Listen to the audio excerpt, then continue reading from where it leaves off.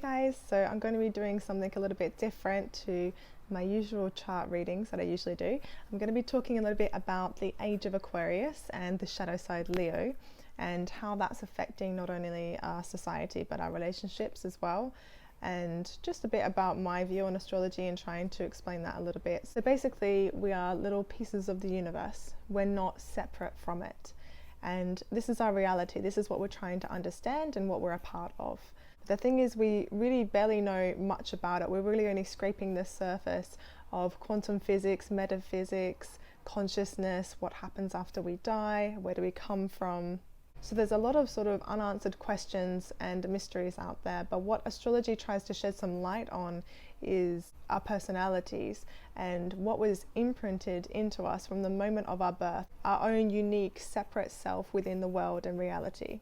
Our natal charts are like a snapshot of the exact time, space, moment, place, and order of the universe exactly when you were born. But we do know that we're not our charts or our personalities. We're the consciousness behind that. We're the energy behind that. We are the energy that has always been and will always be. But we live in this universe where the sun, everything, all the planets evolve around the sun, and that represents our ego. And so we do get very caught up on our ego and what the ego is and our identity in this life and what we make of it, what our destiny is, how can we shine, how can we be someone. That's all our sun signs. But it is really important to remember that we are not just that. We're not just our personality. We come from something much greater that's innately connected with everything. Because we all know once we strip away everything, matter is just atoms or electrons or energy.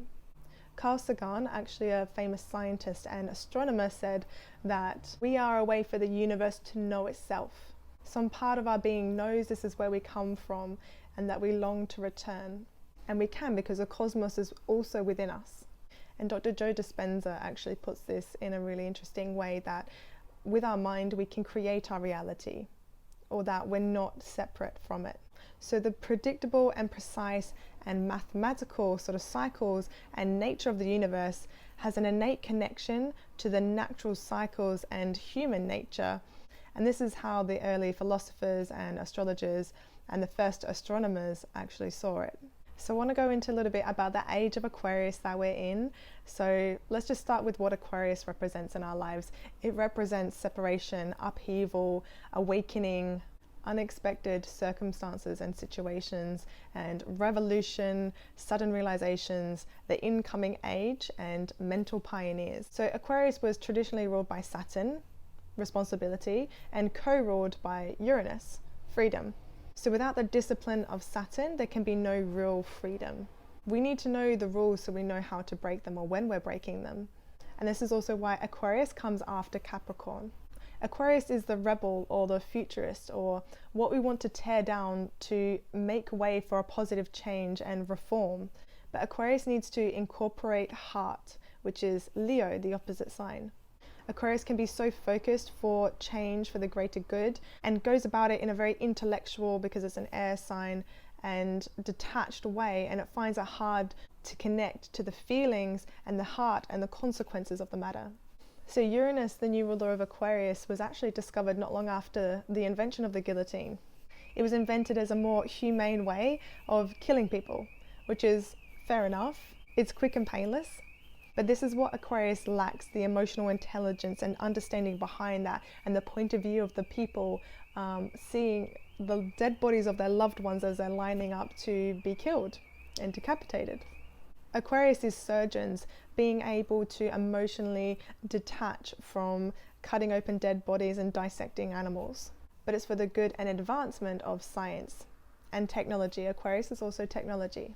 So typically with the ages, we're at the start of Age of Aquarius. It goes for 2,000 years. So obviously there's a lot of lessons that we're already seeing even. For one, we're becoming a world of emotionally detached narcissists. Thanks to the Aquarian invention of the internet and Facebook and YouTube and influencers and Instagram. This will get worse before it gets better and we find our hearts again.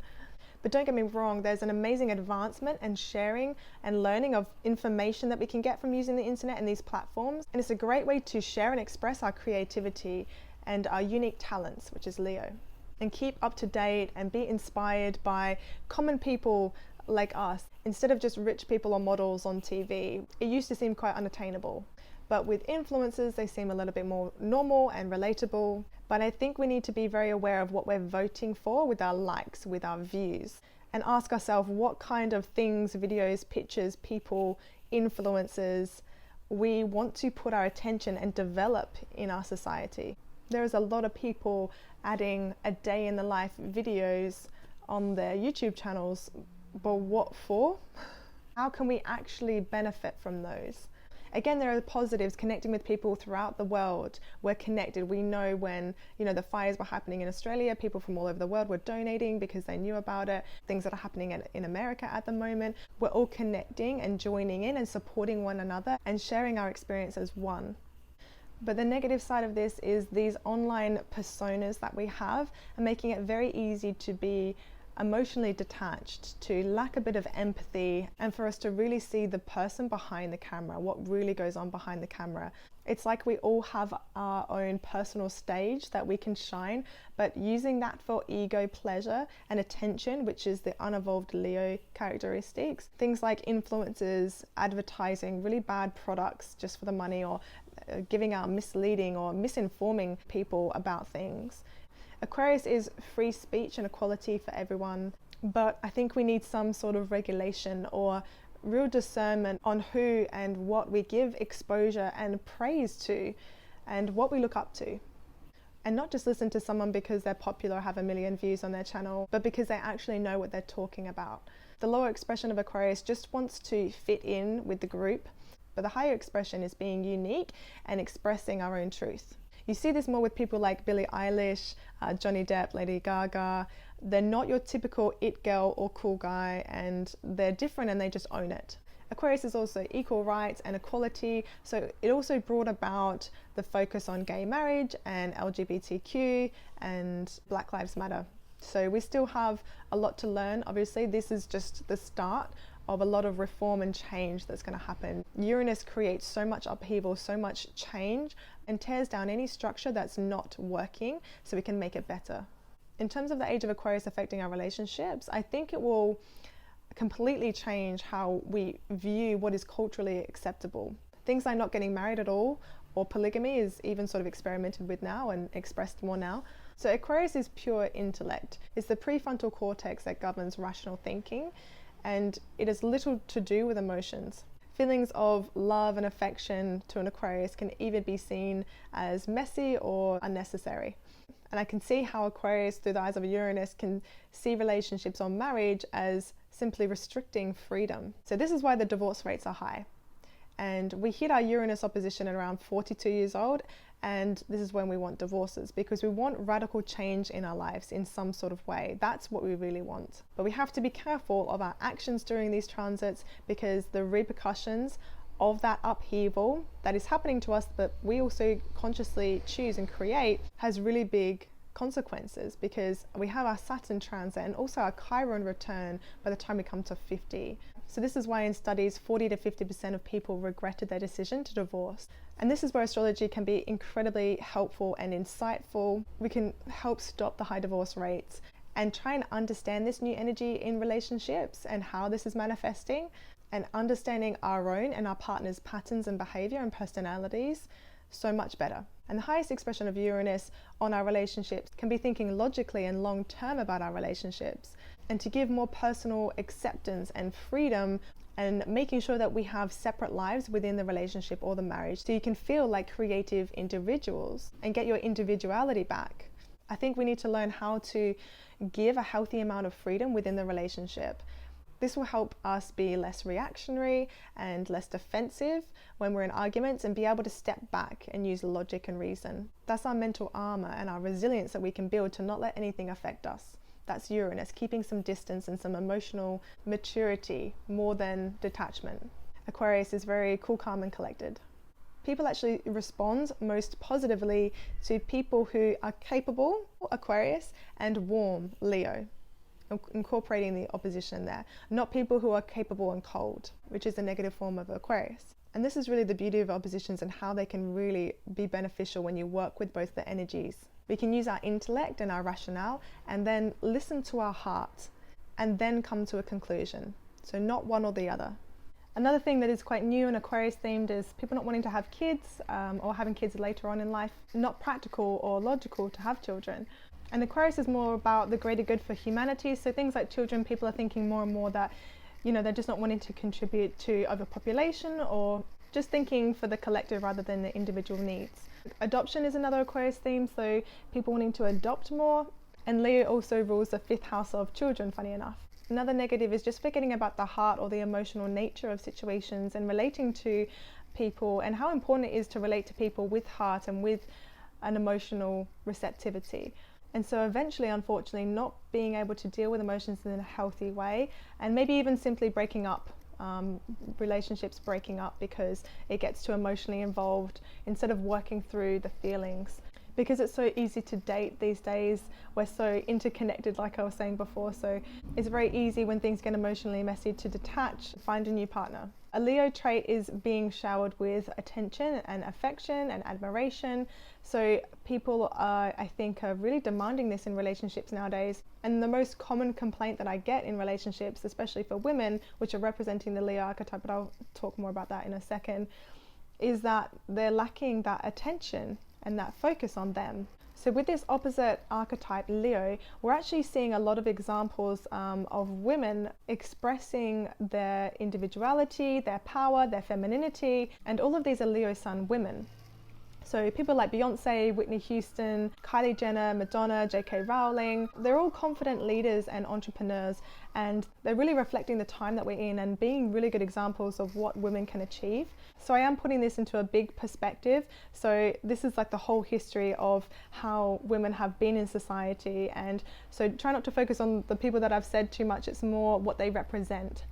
Because it wasn't so long ago that women weren't allowed to vote or allowed to go to school. So this is just showing how the times are changing and how much power women are starting to have. So now is the time for women to shine and be praised and admired for the incredible job of creating, which is all Leo 5th house archetype, creating and holding and birthing life and the new generation. So this is the highest expression of Leo energy, self-expression, creation, and women are the embodiment of creation. And this really does need more focus and attention.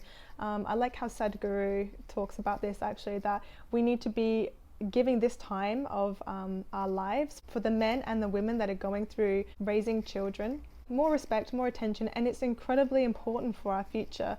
Traditionally in India, the women would only be allowed to be surrounded by beautiful things, people, positive attitudes, because they knew how important the state of a pregnant woman was and how that affected the growing child. So women should no longer be objectified or beg for attention or be promiscuous. This is all sort of negative Venus traits now.